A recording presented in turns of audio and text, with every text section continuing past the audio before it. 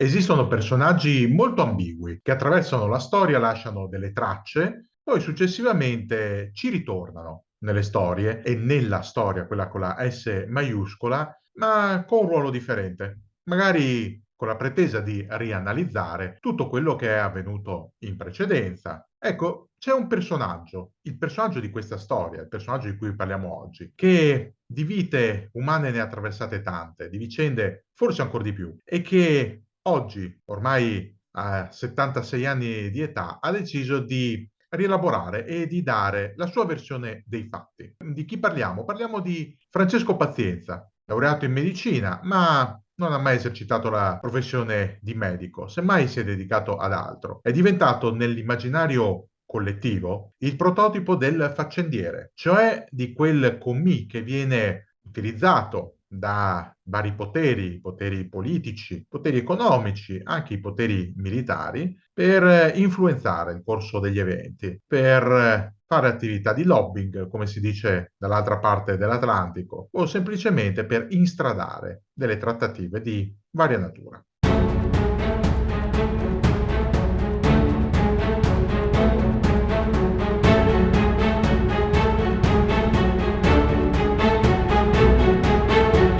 La nostra storia inizia da un libro, esattamente da questo libro, la versione di Pazienza, scritto proprio da Francesco Pazienza, cioè dall'uomo che dà la propria versione dei fatti, ma non è l'unico libro scritto da Francesco Pazienza, che anzi ne aveva scritto un altro in precedenza, Il Disubbidiente.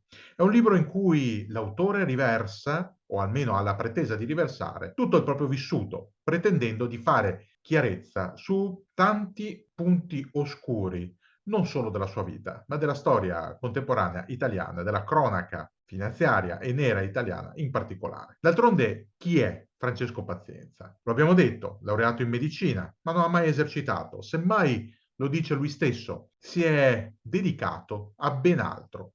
Una volta laureato, ha lavorato in Francia con niente po' di meno che Jacques Cousteau. Sì, quel Jacques Cousteau, il grande esperto di esplorazioni sottomarine. Come ci è arrivato? Attraverso anche la sua tesi di laurea e poi con i primi contatti maturati all'estero. Di una cosa bisogna dire di Francesco Pazienza, che è sempre stato molto bravo a muoversi in ambienti apparentemente alieni o qualche volta addirittura ostili, come quello della Francia degli anni 70, una Francia che, pur compresa nel blocco occidentale, ha sempre visto con sospetto le iniziative italiane in vari ambiti, un po' retaggio del passato, un po' per le politiche dell'ENI. Enrico Mattei, torniamo sempre a lui, che si diceva avesse sponsorizzato il fronte di liberazione nazionale dell'Algeria contro i francesi. Una diceria mai del tutto provata, ma abbastanza per irretire i nostri cugini d'Oltralpe. Tant'è vero che lo racconta lo stesso Pazienza nel suo libro. Lo chiamavano l'Hérital, un nomignolo affatto affettuoso, senza dover tradurre. Eppure Pazienza si era dimostrato già all'epoca abile sia nella conduzione di affari, ad esempio un affare che aveva coinvolto la Francia e proprio l'ENI, che nella capacità di intessere relazioni. Relazioni che lo avevano portato sino a conoscere Flaminio Piccoli, che lui stesso nel suo libro definisce astro all'epoca discendente della democrazia cristiana. Piccoli che negli anni 70 e fine ai primi anni 80 tenne in mano la segreteria della Balena Bianca e che era parte di un complicato patto di governo con altri maggiorenti della democrazia cristiana e non solo. Era il periodo del PAF, Piccoli, Andreotti, Fanfani, che poi sarebbe stato soppiantato dal CAF, il Craxi, Andreotti, Forlani. Ma non perdiamo tempo su Flaminio Piccoli. Restiamo concentrati su Francesco Pazienza, che verso la fine degli anni 70 viene avvicinato dal Sismi, diretto dal generale Giuseppe Santovito, con un incarico, quello di entrare in Vaticano e acquisire informazioni. Vi domanderete, ma come? Lo spionaggio militare italiano, cioè il SISMI, che vuole spiare dentro il Vaticano. Ma per quale motivo? Facciamo un piccolo passetto indietro. Il Vaticano, alla fine degli anni 70, vede alternarsi tre papi. Prima c'è Paolo VI, il papa che aveva chiuso il Concilio Vaticano II, il primo papa che aveva viaggiato all'estero. Poi il brevissimo interregno di Giovanni Paolo I, Albino Luciani, di lui in parte abbiamo già parlato. E poi arriva lui, Karol Wojtyła, il polacco, Giovanni Paolo II, un pontefice rivoluzionario, così rivoluzionario da produrre delle spaccature tanto all'interno del Vaticano quanto all'interno della politica estera europea. Un papa polacco, un papa cresciuto nella Polonia comunista, la Polonia oltre la confina di ferro, un papa che inizialmente sembrava dovesse essere ben visto dal regime polacco e poi ne era diventato uno dei più acerrimi nemici, era un elemento di forte rottura. E in Vaticano c'erano più partiti che si agitavano. C'era il partito della segreteria di Stato, la segreteria di Stato Vaticana, prima detenuta da Jean Villot e poi da Agostino Casaroli, il cosiddetto capo di quella che venne chiamata la mafia di Faenza, un gruppo di prelati emiliani e romagnoli molto influente all'interno delle mura leonine. Poi c'era l'ascesa, ormai evidente, dell'Obra, l'Opus Dei, una congrega che era nata dalla predicazione di un sacerdote spagnolo, José María Escrivá de Balaguer, alquanto reazionario, tanto che durante la guerra civile di Spagna era ricercato dai repubblicani che lo avevano messo a morte. E poi c'era lui, Paul Casimir Marcinkus, di lui abbiamo già parlato. Era diventato il gorilla del pontefice, già di Paolo VI, un po' perché ne organizzava i viaggi all'estero, un po' perché grazie alla sua imponente mole si prestava anche al ruolo di guardia del corpo ed era diventato da semplice gorilla a responsabile delle finanze vaticane, il famigerato IOR, l'Istituto per le opere di religione. Ebbene, l'incarico dato da Santo Vito a Pazienza era quello di rintracciare la lista dei nemici del Papa.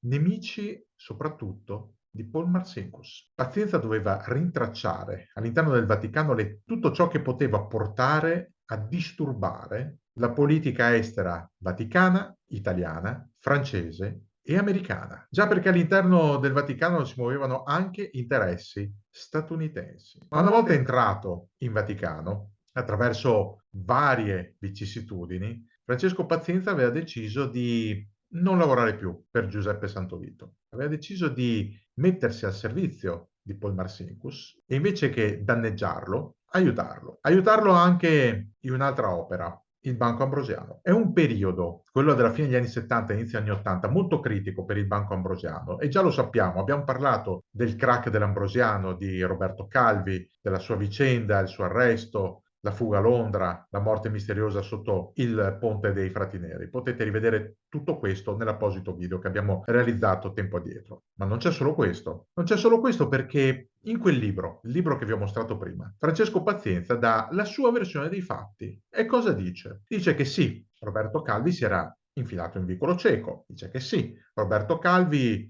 non parlava ma sussurrava e a volte si poneva come un muro invalicabile. Aveva delle posizioni così nette da risultare divisorie. Conferma, Pazienza, i legami tra Calvi e Marcinkus, ma anche i legami molto pericolosi di Calvi con esponenti della finanza e della politica. Conferma il fatto che la conoscenza con Flavio Carboni fu deleteria per Roberto Calvi e non solo perché fu Carboni a procurare a Calvi il passaporto per espatriare e anche il passaggio a Londra attraverso Trieste, Umago, Klagenfurt e Bregenz. Non era solo questo. Francesco Pazienza, nella sua versione dei fatti, espone le tante trattative che Roberto Calvi avrebbe condotto dall'estate del 1981, dopo essere uscito dal carcere, sino alla sua morte, per salvare non tanto l'Ambrosiano, quanto la propria posizione all'interno dell'Ambrosiano. Secondo Pazienza, le famose società panamensi che avevano ingurgitato buona parte dei soldi spariti all'Ambrosiano erano riconducibili tanto al Vaticano quanto a Calvi stesso, che le rappresentava in consiglio di amministrazione. Quelle società erano del Vaticano e servivano a cosa? A finanziare Solidarnosc, il sindacato autonomo dei lavoratori cantieristici di Danzica e poi di larga fetta del paese polacco che si opponeva al regime di Jaruzelski. Questi fatti, secondo Pazienza, avevano portato alla crisi dell'Ambrosiano, ma l'Ambrosiano, sempre secondo Pazienza, non era decotto, poteva essere salvato. Se è stato fatto fallire, questo dice Pazienza, è perché ci sono stati altri interessi. Pazienza scrive, tra le altre cose, che Calvi, con il suo silenzio, un silenzio pervicace, anche negli incontri, finì per opporsi a occasioni di salvataggio, come quella che sarebbe stata guidata da Mediobanca, cioè Enrico Cuccia, attraverso un suo uomo, Guido Rossi. Chiaro, non possiamo chiedere la riprova né a Guido Rossi né a Enrico Cuccia, sono tutti e due passati a miglior vita già da diversi anni. Ma quello che è certo è che lo schema proposto da Pazienza nel suo libro è uguale allo schema che sempre Cuccia aveva realizzato con la Fiat, installando come amministratore delegato Cesare Romiti, che era un uomo proprio di Cuccia e di Mediobanca. Cesare Romiti che aveva preso il posto dell'ingegner De Benedetti, lo stesso De Benedetti che era interessato anch'egli all'Ambrosiano. Allora si domanda Pazienza, per quale motivo tutta questa gente dovrebbe affollarsi attorno a quello che doveva essere un cadavere, una banca sul punto di fallire, forse perché la banca non era affatto presa così male. Secondo Pazienza ci sarebbe stato un piano, una sorta di vendetta orchestrata da diversi poteri forti, da un lato la malavita organizzata, da un altro ancora la P2 con Gelli e Ortolani, da un altro lato ancora la magistratura e alcune fette della politica per togliere di mezzo Roberto Calvi e spacchettare il tesoro dell'Ambrosiano. Un tesoro che sarebbe andato a ingrassare altre banche e altre fazioni. Non va dimenticato, e lo ricorda lo stesso Pazienza, che al tempo degli eventi, quello che divenne il crack dell'Ambrosiano vedeva come personaggi interessati il PSI di Craxi, che aveva ottenuto un forte prestito dall'Ambrosiano all'interno del cosiddetto conto protezione di Lugano, e poi altri partiti, tutti sostanzialmente tranne il Partito Comunista che i soldi che aveva ricevuto in prestito li aveva restituiti. Ma non c'era solo questo, c'era l'acquisto di armi all'estero, tra cui i famosi missili francesi Exocet che erano stati utilizzati dagli argentini contro gli inglesi nella guerra delle Falkland. E poi c'erano stati gli attriti internazionali, con i francesi che non erano propensi a un consolidamento dell'Ambrosiano in tema di polmoni finanziari europei. Sempre loro, sempre i francesi che tornano. Ma c'erano stati anche interessi statunitensi, americani, le connection di Calvi in Nicaragua, un paese che all'epoca era appena transitato dalla dittatura di Anastasio Somoza, sostenuto dagli Stati Uniti, ai sandinisti, un fronte rivoluzionario completamente opposto alle idee anticomuniste di Washington. In Nicaragua Calvi aveva delle proprietà e aveva anche delle partecipazioni all'interno del Banco Commerciale di Managua e poi il Perù, il Banco Commerciale Andino, tutte questioni che Pazienza ricostruisce nel suo libro, dando la sua versione di fatto. Una versione che non collima esattamente con le risultanze processuali, così come non collima la sua versione dei fatti per quanto riguarda la strage di Bologna, per cui lo stesso Pazienza è stato condannato a diversi anni di carcere per il successivo depistaggio. Secondo Pazienza fu semplicemente incastrato lui da altri soggetti. La strage, quella strage orribile di cui abbiamo già parlato in altri video, la peggiore strage compiuta nell'Italia repubblicana, 85 morti e più di 200 feriti, che secondo la verità processuale e storica è stata commessa dai NAR, da Giusva Fioravanti e Francesca Mambro, quella strage e il successivo depistaggio sarebbero stati solo fumo negli occhi, una complessa opera di politica, una politica condotta con i morti. E la successiva operazione Terrore sui treni, secondo Pazienza, sarebbe stato ben altro. Lui dice non c'entrava affatto, all'epoca si trovava altrove, impegnato in altri fatti, nell'Ambrosiano e non solo. C'è da credergli. Pazienza dice di essere stato vittima di malagiustizia, di essere stato individuato dall'allora procuratore capo Domenico Sica come il capo espiatorio, come l'uomo colpevole ideale per tanti fatti, per il crack dell'Ambrosiano, per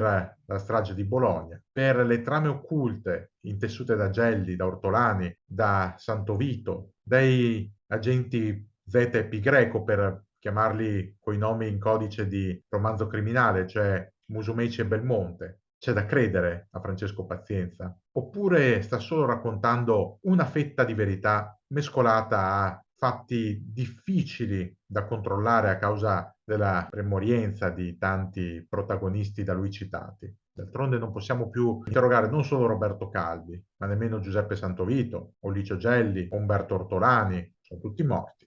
Nessuno di loro può smentire le parole di Francesco Pazienza. Quindi a chi credere? Al medico mancato che divenne un faccendiere, una spia anche se per breve periodo, accusato di aver messo in piedi una struttura di spionaggio parallela, condannato, riconosciuto colpevole di diversi reati, diversi anni trascorsi in carcere e attualmente libero cittadino, o alle risultanze dei processi, alle testimonianze che smentiscono parte delle ricostruzioni di Francesco Pazienza. O forse dobbiamo cercare un barlume di verità tra le pagine dei suoi libri e quanto depositato agli atti dei vari processi che lo riguardano. Quello che è certo è che non è semplice e non è nemmeno tanto frequente imbattersi in personaggi come Francesco Pazienza, personaggi che sono estremamente borderline, che non si capisce quanto siano sinceri e quanto mendaci, quanto siano al servizio della verità e quanto al servizio di, diciamo, verità altrui, quanto siano effettivamente trasparenti e quanto siano opachi al punto da distorcere la realtà dei fatti. Certo è che Francesco Pazienza ha attraversato tanti eventi del nostro paese, tanti eventi bui, oscuri,